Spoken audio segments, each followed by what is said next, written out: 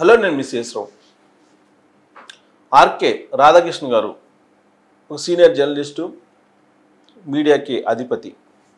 సహజంగా ఆయనకి అన్ని కోణాల నుంచి ఎంతో కొంత అదనపు సమాచారం వస్తూ ఉంటుంది. అందుకే ఆయన రాస్తున్నటువంటి వారాంతపు వీకెండ్ ఏదైతే ఉందో కొత్త పలుకు, దాని గురించి చాలామంది మాట్లాడుకుంటూ ఉంటారు. అయితే ఈసారి వీకెండ్లో ఆయన జగన్మోహన్ రెడ్డి, అలాగే కేటీఆర్, కవిత, రాజశేఖర రెడ్డి ఫ్యామిలీ, కేసీఆర్ ఫ్యామిలీ గురించి ప్రస్తావిస్తూ శాపనార్థాలు పెట్టారా, లేదంటే ప్రకృతి సహజము అని చెప్పదలుచుకున్నారా అనేది అయితే నాకు కొంత కన్ఫ్యూజన్ అయితే ఉంది. ఆయన ఏం చెప్తున్నారంటే, కొత్త పలుకులో అవినీతికి అక్రమాలకు పాల్పడినటువంటి కుటుంబాలు రెండో జనరేషన్ వచ్చేటప్పటికి ఖచ్చితంగా దెబ్బతింటం జరుగుతుంది అనేటువంటి ఒక లాజిక్ని ఆయన పొందుపరిచారు. దాంట్లో అంటే రాజశేఖర రెడ్డి గారు, కేసీఆర్ గారు ఇద్దరు అవినీతి అక్రమాలకు పాల్పడ్డారు. ఆ తర్వాత జనరేషన్, రెండో జనరేషన్ కవిత, కేటీఆర్, జగన్మోహన్ రెడ్డి గారు, వీళ్ళు ఖచ్చితంగా జైలు పాలయ్యేటువంటి అవకాశం ఉంది, ఇబ్బందులు పడేటువంటి అవకాశం ఉంది. ఇది ప్రకృతి సహజము అని చెప్పి ఆయన చెప్పేటువంటి ప్రయత్నం చేసినట్టు నాకు అర్థమైంది ఆ కొత్త పలుకును చదివితే కనుక. దాంట్లో విజయ్ మాల్యాని కూడా పొందుపరిచారు. Liquor king Vijay Mallya, Kingfisher king ఆయన భారతదేశంలో ఉండేటువంటి బ్యాంకులకి ఎగనామం పెట్టేసి విదేశాలకు పారిపోయారు, లండన్లో ఉన్నారు. ఆయన చేసినటువంటి జల్సాలు ఎలాంటివో అందరికీ తెలుసు. భారత బ్యాంకింగ్ వ్యవస్థనే ముంచేసి ఆయన విదేశాలకు వెళ్ళిపోయారు. అలా వెళ్ళిపోయినటువంటి వాళ్ళల్లో విజయ్ మాల్యా ఉన్నారు, నీరవ్ మోడీ ఉన్నారు, లలిత్ మోడీ ఉన్నారు. ఇలాంటి వాళ్ళ జాబితా అంతా చాలా ఉంది.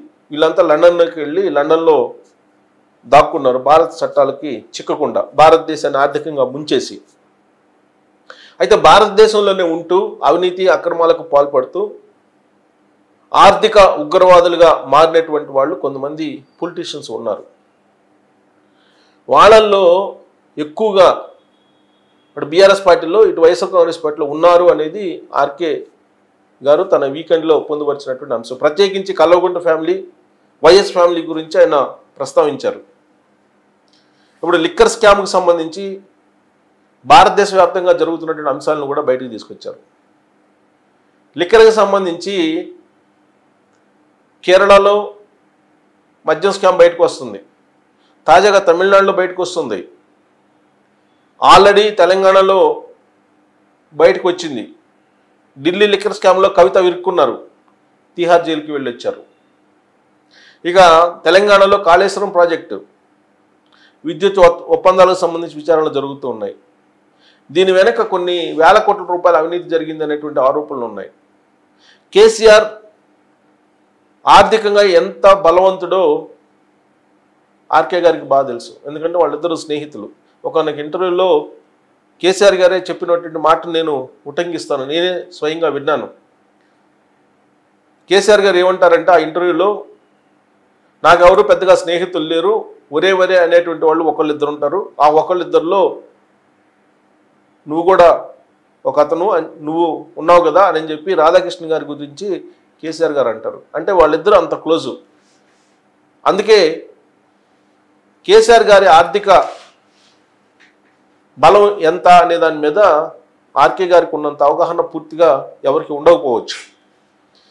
అందుకే అవినీతి అక్రమాలకు పాల్పడ్డాడు కేసీఆర్ అని చెప్పి అంత ధైర్యంగా తన కొత్త పలుకులో పొందుపరిచారని చెప్పి మనం అనుకోవచ్చు. అయితే కేసీఆర్ గారు చేసినటువంటి అవినీతి అక్రమాల తాలూకు సంపద రెండో తరానికి చేరింది అని చెప్పి ఆయన చెప్తున్నారు. రెండో తరం అంటే ఎవరు? కేటీఆర్, కవిత, హరీష్ రావు, ఈ బ్యాచ్ వీళ్ళకి చేరింది. వీళ్ళు ఖచ్చితంగా పతనం అవుతారనేటువంటి ఒక శాపం పెట్టారు ఆ వీకెండ్లో. ప్రకృతి సహజం అని చెప్పి ఆయన ముక్తాయించారు ఆ వీకెండ్లో. ఇక ఆంధ్రప్రదేశ్ సంబంధించి రాజశేఖర రెడ్డి గారు ఉమ్మడి ఆంధ్రప్రదేశ్కి ముఖ్యమంత్రి, సుదీర్ఘకాలం పాటు కాంగ్రెస్ పార్టీలో ఒక అసమ్మిత నేతగా ఆయన ఉన్నారు. ఎవరు ముఖ్యమంత్రిగా ఉన్నప్పటికీ ఆ ముఖ్యమంత్రిని దించేయాలనేటువంటి ప్రయత్నం చేస్తూ ఉండేవాళ్ళు రాజశేఖర రెడ్డి గారు. మీరు రాజశేఖర రెడ్డి గారి యొక్క రాజకీయ ప్రయాణం కనుక చూస్తే దాదాపు 25 సంవత్సరాల పాటు కాంగ్రెస్ పార్టీలో ఒక అసమ్మిత నేతగానే ఉన్నారు. ఆయన అసంతృప్తి నేతగా ఉన్నారు. చెన్నారెడ్డి ముఖ్యమంత్రిగా ఉన్నా, నేదురుమల్లి జనార్దన్ రెడ్డి గారు ముఖ్యమంత్రిగా ఉన్నా, కోట విజయభాస్కర్ రెడ్డి గారు ముఖ్యమంత్రిగా ఉన్నా వాళ్ళని దించేసేదానికి ఆయన చేయనటువంటి ప్రయత్నం లేదు అనేది కాంగ్రెస్ పార్టీలో ఉండేటువంటి వాళ్ళకి, సీనియర్లకు ఎవరికైనా తెలిసినటువంటి విషయమే. అది బహుశా రాధాకృష్ణ గారికి ఇంకా బాగా తెలిసి ఉంటుంది.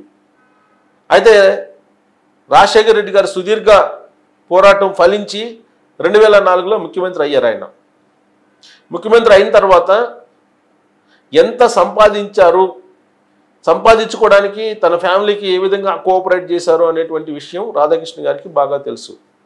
అందుకే ఆయన తన వీకెండ్లో అప్పట్లో జరిగినటువంటి అవినీతి అక్రమాల తాలూకు సంపద అంతా కూడా జగన్మోహన్ రెడ్డి గారి దగ్గర ఉంది.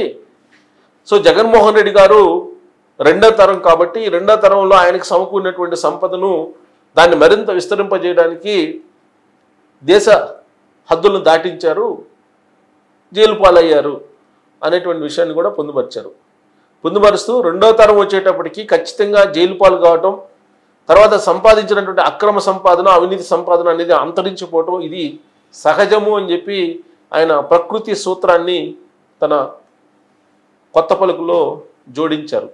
బహుశా అది శాపనార్థాల రూపంలోనే నాకు కనిపించింది. అయితే మూడో తరాన్ని కూడా సిద్ధం చేస్తున్నారు ఇప్పుడు.